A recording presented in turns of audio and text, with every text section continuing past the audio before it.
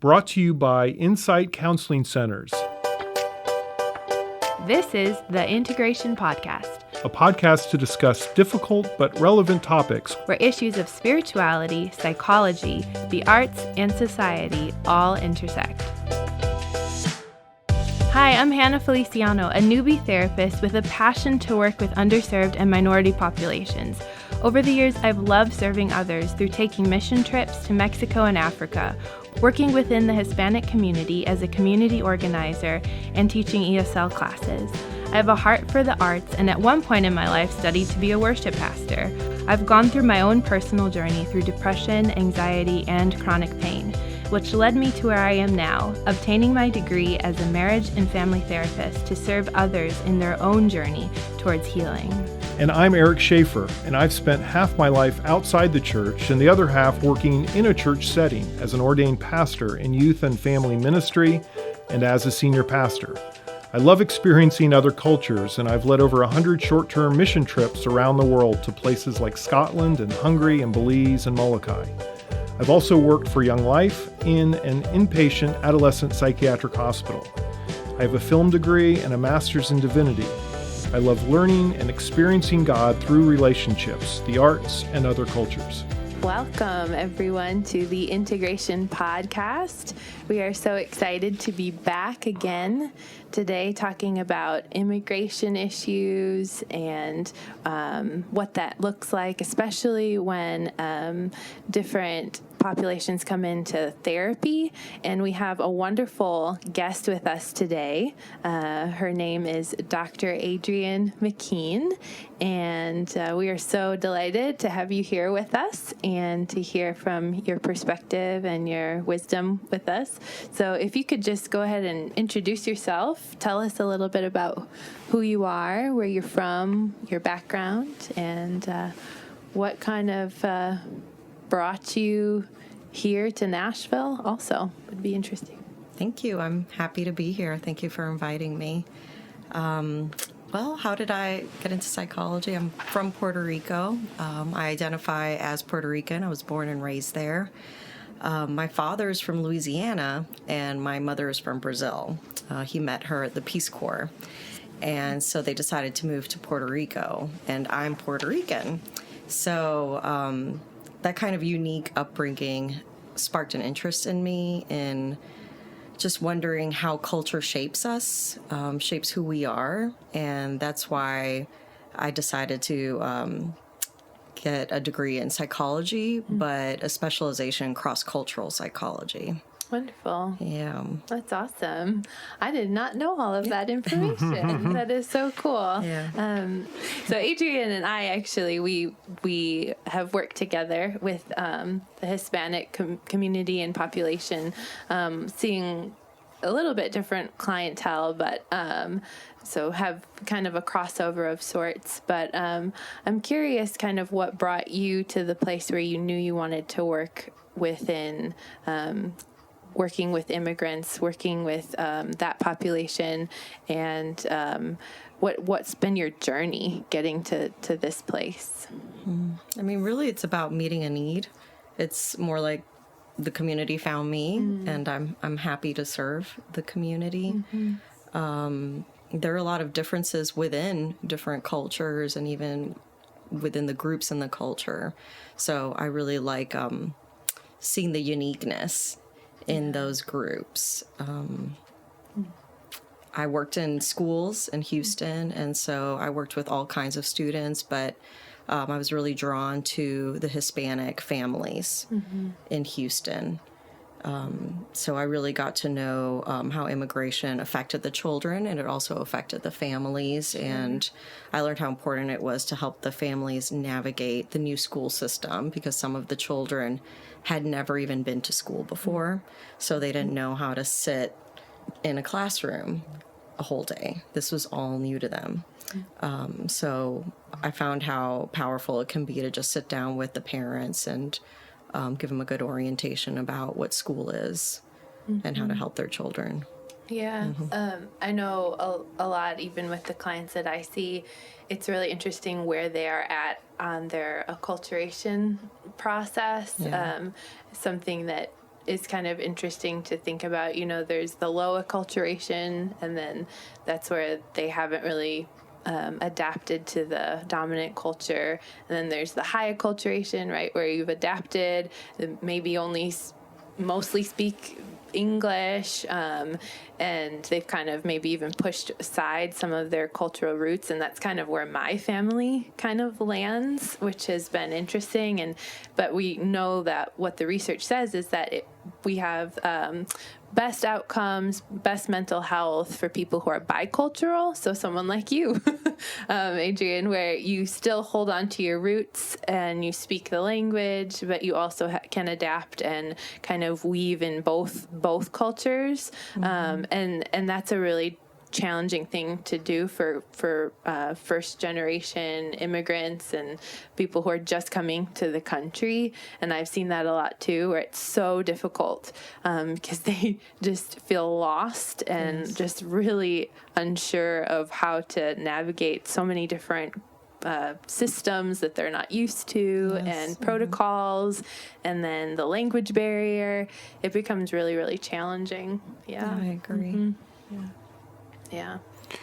Adrianne, welcome. I love hearing your story. My wife maybe has some similarities to your story. Her mom is from Panama and her dad is from Florida. So again, kind of this dual upbringing and trying to figure out who she is and relating to both cultures. So thank you for sharing that. I have a bunch of questions. This is really exciting that you were with us here today. How much of especially for first generation Latinos, how much of it is education to where and again, it just seems like for me there would be a fear factor going into even, first of all, they may not even know what counseling is, or as Hannah was saying, new culture, new environment. So how much would you say education plays a role in it even before you come in and actually do therapy? I actually find it refreshing. Yeah. Most of my clients, when they come in, they don't know what a counselor is. They've never heard of counseling. They have no preconceived notions of what's supposed to happen when they walk in. And that's actually refreshing because you get to set the expectations together. It doesn't have to follow any type of script, preconceived script, which you might get with a client, who's been here a while and has seen the movies and all of that. So they just kind of show up fresh. And that's actually really nice. I like that because you can work together and collaborate and make it whatever you want to make it. But they're often surprised at how helpful it can be. They don't have any expectations. So when they start really talking and sharing themselves with you, it's really nice to see, how surprised they are at how helpful it can be and how much lighter they feel when they walk out the door. Has that been your experience, Hannah? Yeah, actually, before we started recording, I was actually talking to Eric a little bit about that. And you understand this too, Adrianne, with this population, sometimes we'll have calls where people will come in and they'll need a letter for a lawyer. And kind of the way our policy has been is to ask them to, actually require them to come in for at least 6 sessions so that we can kind of do a proper, evaluation. And but I find it interesting because sometimes those clients will come in and they'll just be like, oh, well, I just need this letter. And then you'll go through the process with them and it'll be so rewarding and enriching for them that they'll leave and they'll be like, wow, this was actually really helpful. And I didn't know what to expect when I first came in. I just knew my lawyer told me, you need to go get this letter and go to counseling. And that is really rewarding because you're meeting them where they're at. And a lot of times these people have never shared their story at all. They've never talked about their immigration trauma, about their abuse. And it's such a privilege to sit with these people as they share, and you value their story. You value who they are as a person, and just that being with them in that, they sense that and they feel that, and it changes me as well, sitting with them. Absolutely. Yeah. So to kind of clarify a little bit what Hannah and I do, we see a lot of asylum seekers. So these are people who have suffered severe psychological trauma in their country of origin. So when they show up and they say, my lawyer sent us, is because they sit down and they tell their lawyer what they've gone through. And the lawyer says, wow, you've gone through some really tough stuff. You need to go talk to somebody. So they come to Hannah or I. And then sometimes we also have people who have suffered trauma once they arrive to the United States. They might be victims of domestic violence. They might be victims of abuse or Crimes. Violent crime. And again, they show up, usually referred by lawyers. The lawyers recognizing that they need some psychological help. And then, correct me if I'm wrong, but then in those instances where they're a victim of crime in the U.S., is that where they can seek their U visa? Is that That's right? That's what I've been told, Yeah. that for some people, there's a specific visa that allows them to stay in the country for I don't know how much longer, so that they can help so they can process the trauma related to that crime. Yeah. So it sounds like a lot of post-traumatic stress. Is that? Yes. That? Yeah. Yes. Wow. Yes, a lot of that. Pretty severe and complex. Yeah. Yeah. What are some of the other kind of presenting problems or issues that you've seen that are pretty prevalent among this population too? Yeah, I would say survivors of abuse. I would say I've seen quite a few adolescents that have been displaced by Hurricane Maria from Puerto Rico. I see women with a postpartum depression and anxiety, sometimes emerging psychosis from the postpartum depression. I do see some anxiety as well. How about you, Hannah? Yeah, I think that's some of what I see. I've also seen sometimes I'll work with children or families, so I'll see some sort of a history of domestic abuse or sexual abuse that has happened, and I'm processing that with kids. Also, young people who've had parents incarcerated, so that's affected them, which can lead to depressive symptoms, as well as some clients who've experienced loss through gang violence, which is also really hard. And, with young clients, this is very real. I've had clients, who they themselves have been parts of gangs. So the spectrum kind of ranges, but then also definitely people who have suffered domestic violence and abuse and a lot of immigration trauma. Just the stories you hear are hard and they are heavy. So that definitely is a part of it. Well, with that, I want to ask actually both of you, maybe there's a story, you don't have to go into too great a detail, that really has impacted you with one of the clients that you've seen. Adrianne, you can start if you can think of one that jumps out at you. Yeah. Well, I mean, Eric, I know you and I had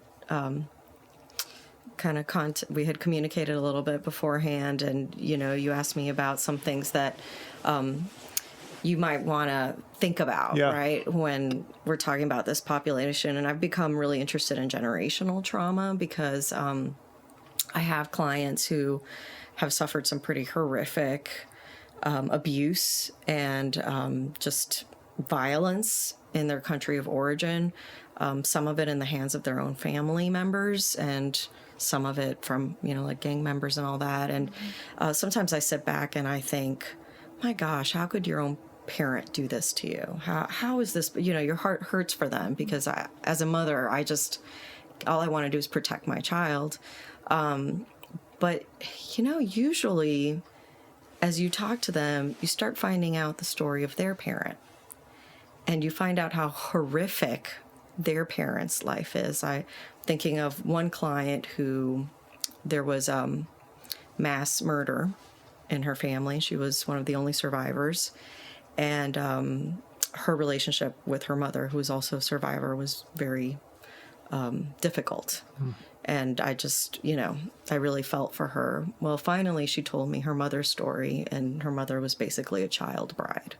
She was sold off to her father from a very young age. And so her mother's life was unimaginably difficult. And so you get a sense of how the trauma and the pain of one generation affects the next one, and so on. And I see how my adult clients, their trauma affects the way they're parenting their children, and they're doing the best that they can. But you start seeing how it affects their children as they grow up. So, Adrianne, as a therapist, give me some insight or just some clues about, that just sounds almost insurmountable to overcome, but how would you go about pushing a person forward to overcome what might be generations of sins of your parents, coming from a pastoral background, or when you think of almost generational curses is the first thing that pops into my mind when you're talking about. But how would you help them overcome that? It's a long process. Yeah, it takes a long time. Yeah. These are basic things. These aren't magical things, Yep. but one of them is making them realize that they're safe now. They're not where they used to be, so they don't have to engage in the same behaviors that they had to survive. The other thing is in the way that I treat them. Hannah talked about treating them with respect and honor and care, making them realize that they're worthy of that. And once they're treated by one person in that way, hopefully it makes them want to treat themselves that way and realize that they deserve to treat themselves that way. I've had clients that they adore their children. They would do anything for their children. And I tell them, well, why can't you treat yourself like as if you were your own child? They're so cruel to themselves. They're so mean to themselves. And I tell them, would you treat your child like this? Mentally cradle yourself. So that's just kind of some of the things that I try to instill in them. Yeah. I find myself using a lot of mindfulness and actually doing it in session with the clients, having them pick out a person or an image of security and safety that comes to mind, and then doing like visualizations with that image or that person. What does it feel like if they're with you? What do they smell like? What are they telling you? Are they holding you? Are they giving you a hug? What is it that you need that they're able to give you? And that can be really powerful. Sometimes they'll wind up, opening their eyes and say, it was my grandma. My grandmother was here with me, and she's been passed away, but she was here. And I felt her presence of comfort, and then reminding them that they have that within themselves and they can carry that in other places when it gets hard and when some of those flashbacks come back, or memories or anxieties. And that's really powerful, just to be able to be with them and allow them to realize that they already have that inside of them. So really knowing that they're so strong and resilient, but also that giving them a safe place where they can be weak and they can let their tears fall. I had a client tell me, I try to be so strong for my daughters. They never see me cry, but in here I can cry. I can cry in here. And that, it's incredible to know that we've created this place for them and built that rapport and that relationship where they can let those tears fall because there's so much pain. Yeah. Mm-hmm. One of the things is, as both of you are talking, when I think, and this is a stereotype, but a positive one, when I think of the Hispanic culture, I think of the importance of family. and intergenerational and supporting each other in a very positive way. And yet there's the flip side of that too, which is some of the things that you both are talking about now. Since I am not a therapist, I just wondered, would you both have, either of you can answer this, have different approaches possibly? Like, let's say, would you rely on family systems approach more with something like you're talking about, the intergenerational issues? Does that make sense? Do you change the type of theories and ways that you counsel someone depending on maybe their cultural background or just their issues? Does that make sense? It's interesting because I find sometimes that while you want to honor their the cultural piece, that family is really important, and sometimes there is a lot of people knowing everybody's business, so to speak. But sometimes I've actually worked with clients to help understand boundaries, but in the context of what they're living and their reality. So sometimes it's actually, like learning or helping them learn what is appropriate and talking about that, what feels okay for you, and what, when they're trying to find that information out or asking you, like I've had clients people who are like second cousins and all asking for, well, I need this money right now. Like, you need to give me this money. And this person doesn't have that money. And before, they used to just give that to them because that's what they thought they were supposed to do. So having difficult conversations around that, what is that doing for you when you give them that? And is that really serving you the best? And so sometimes it looks like them figuring out that they have a voice and that they can put healthier boundaries in place, because there's been so much togetherness that sometimes it can become toxic. Sometimes it's really supportive, but there is also the flip side of that. So sometimes that's been my experience. So yes, I would agree with that. Yeah, I mean, it regardless of the person's culture, I really try to let their values guide me. So if family is a high value for them, then I'm going to utilize the value of family in therapy. So you're right. With Hispanic cultures, you tend to have family as a higher value. But if they value other things like autonomy or independence, well, that's something that we're going to use to progress in therapy. Yeah. And a lot of times there's the clash of, well, these were the values that made sense back in my country of origin, and now here it seems a little hard to live those values out, or what does it look like here now in a new culture? And so that becomes very real, even with just like traditional versus like equal or egalitarian gender roles in a marriage. That becomes a lot, very common, where like, well, back home it was this way, where the husband was making all the decisions, but then here they come here and they see people doing it a different way, and then a lot of times they're like, well, what would it look like? What does this mean if we changed a little bit? And it's hard sometimes, a lot of times, especially if they had one paradigm before and now they're trying to adjust or change. So, yeah. Adrianne, if you could share maybe one or two things with people, maybe this is the first time they're even thinking about the immigrants' experience and the challenges that you're facing. You've shared a lot of them, but what would it be? What would you tell someone who maybe is thinking about this for the first time, the unique experiences that immigrants face? Well, I would say that immigrants, depending on their immigration status, have very different experiences.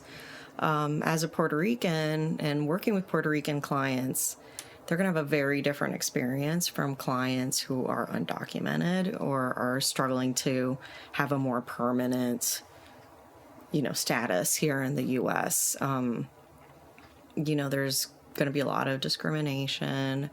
There's going to be a lot of, for them, the anxiety is real. A lot of what therapists do is convincing people that what they're scared of isn't real.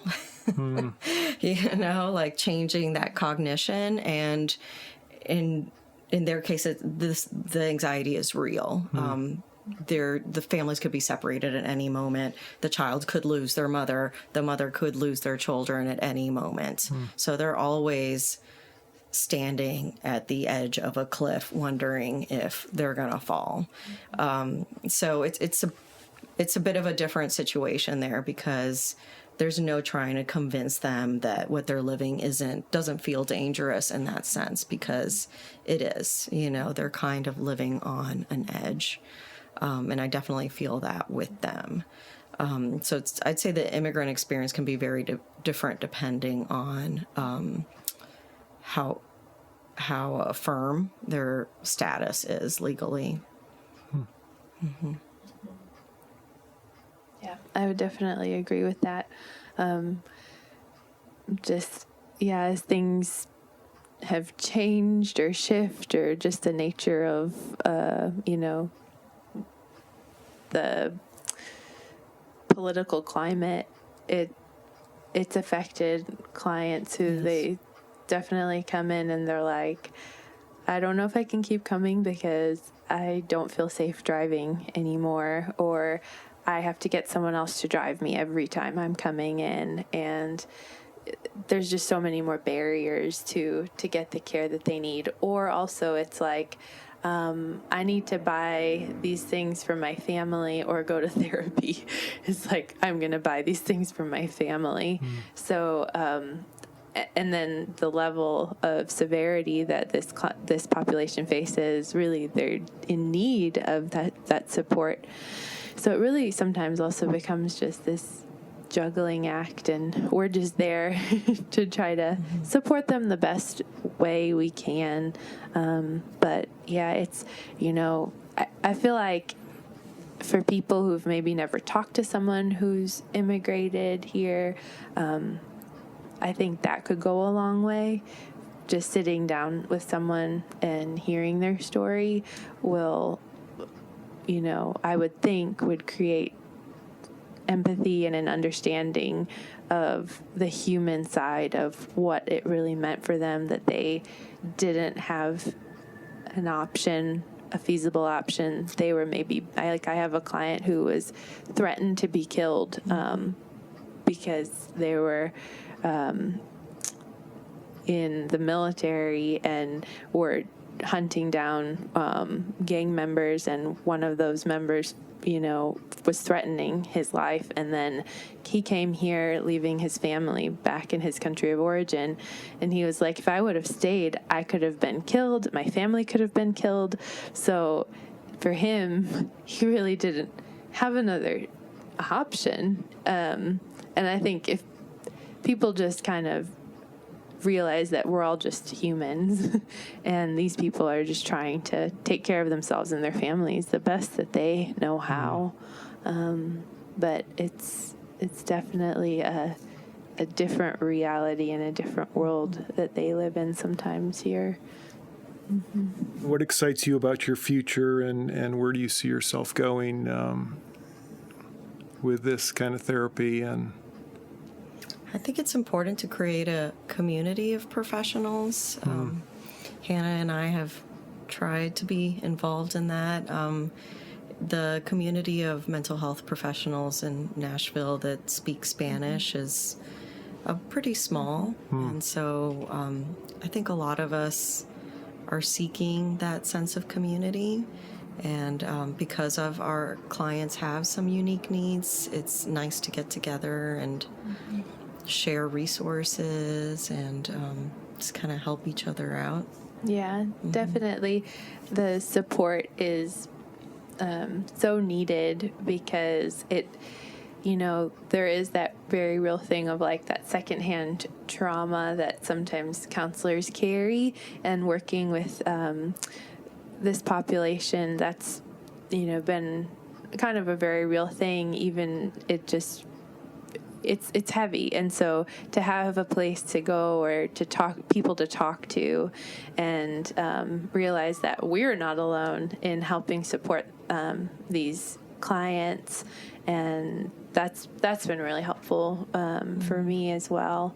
And we need each other as well in this to take care of ourselves well, so that we can take care of these clients. And we know that sometimes there's a lot of trauma and sometimes really hard things. So curious what it looks like to actually have success, or what would you call that? And what does hope look like when you're with a client? Well, a lot of them talk about feeling lighter when they leave the room. Eric, you had mentioned psychoeducation. I think that's a really big piece, because that's normalizing how they're feeling. A lot of trauma is basically your body and your brain doing what it's designed to do, what it's supposed to do to protect you. It's like when you have a fever, right? Your body does that to protect you, to fight off whatever it needs to fight off. Well, that's what a lot of PTSD symptoms are like. It's like that fever. They're unpleasant, but that normalizing of, this happens, there's something that you can do about it, is helpful. And also getting the family to understand that is a really big deal, because the family will just say, oh, you and your achaques, Hannah knows that very well. Well, they'll say, what is it? Dale ganas, right? Oh, yeah. Yeah. Right. Just try buck harder. up, try harder. And they're saying, I'm trying. And so that education, either through the client, or I'm all about, well, bring them in, bring your husband in, bring your wife in, bring your kids, bring anybody in. I don't care. The church members, whoever's going to help you, bring them in. I want to talk to them. And just having that education piece of, no, this is something that happens to us, to our brains, to our bodies. This is normal. And it's real. It's serious, especially when there's some suicidal ideation or something like that going on. That's huge. Having everybody on the same page, getting that support from your family or from your community is a really big deal. And them being able to sleep, them being able to work, sleep is big, them being able to work, enjoying their life, enjoying their family, their kids. That's really big. And like Hannah said, sometimes putting boundaries with family members who are hurtful, who have really hurt them, can be really helpful for them. Yeah. Creating more of a balance in their life, because sometimes they're just, no, I have to work and work and work and work, and I can't take any time for myself. And so I do a lot of self-care planning with my clients, and teaching them that it's okay to rest. It's okay to take time for yourself. And that's sometimes hard at first. But then it's really can be rewarding seeing the client realize that this isn't just something that, we're talking about in the room, but when they actually go and apply these things, oh my goodness, this actually helps me feel better. And might just be a couple of little minor changes, but what did they used to enjoy when they were younger? Did they ever have a desire that they wanted to pursue but never thought they could? What would it look like, So dreaming with them a little bit, that can be also really powerful. This question may be a little bit off the wall, but I think we talked about families. I think the other, I guess you call it stereotype that I think about is the importance of faith, and where the place, the role that God plays in families and lives and cultures. What have you learned from your clients maybe about faith? What have they taught you? Because I would imagine you read articles. I was reading an article this week about folks coming from Honduras, and I guess it used to be where it was mainly men who would try to immigrate to the U.S., but now it's women and children and all variations and the horrific conditions. So again, what role does faith play in all of this, and maybe what have clients taught you in the midst of this about overcoming and hope as well? Yeah, I mean, it does really vary from client to client, but there is a sense of faith and a sense, most of my clients have some sort of a recognition of a faith in God.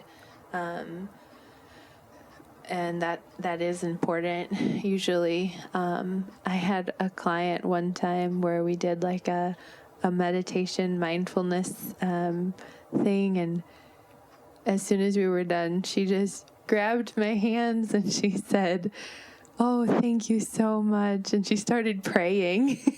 She started just thanking God, and it was so meaningful just to know that she felt what she would call the presence of God there with her. And that was touching because that was just, you knew that it impacted her and it affected her in a positive way.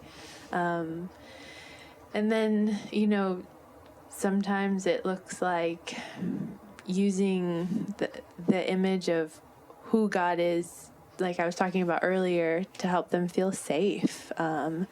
And that can be really powerful.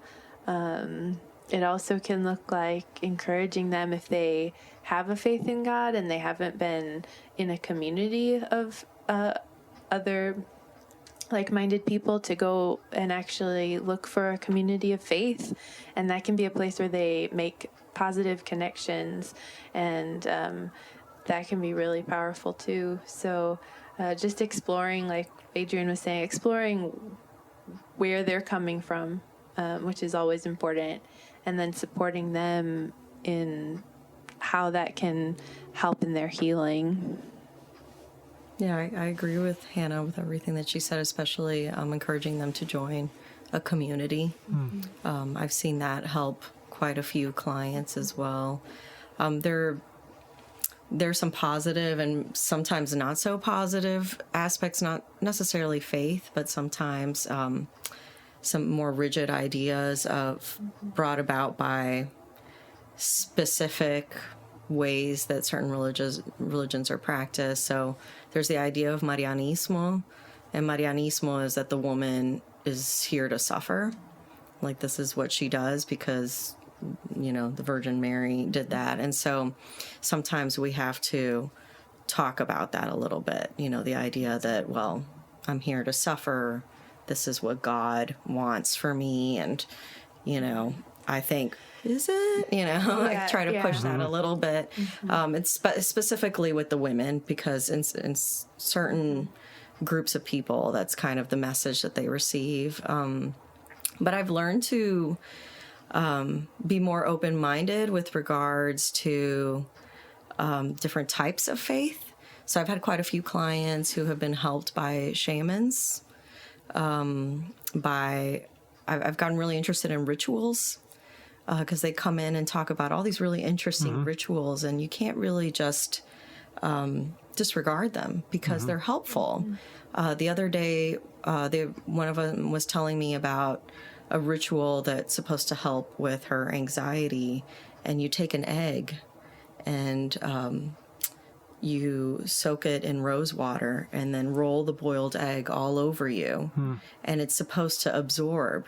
She didn't say it, but it's supposed to absorb all of this anxiety, this, bad energy, and then you're supposed to crack it outside. And I think that that's a really nice metaphor for let the healing begin. And so I'm really open to that. I want to invite them to, engage in any ritual that's going to help them. And the other thing that I've noticed is it depends on who initiates the ritual or who gets the help from the shaman. So if it's somebody who you don't have a good relationship with, or maybe somebody who's getting you the help for maybe reasons that aren't the best, it's actually hurtful to them. But if it's a loving family member who initiates the help from this curandero, it's actually really helpful. So I think it's interesting, the relationship to the initiator is what's helpful, because you're perceiving that support and that love from the person. I don't know if you've had that, Hannah.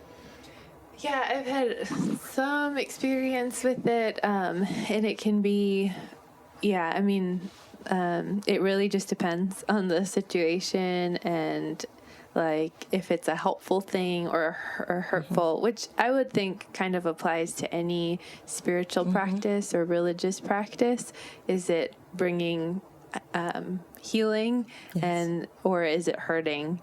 And so, and we've explored that. Like I had a client who went to a curandero, and he basically said, like, you remember that your family, or I think he said something about you're going to suffer, and your health will not be okay, or something like that. And she's had to kind of actually separate herself from that, because she was like, I don't want to believe that anymore.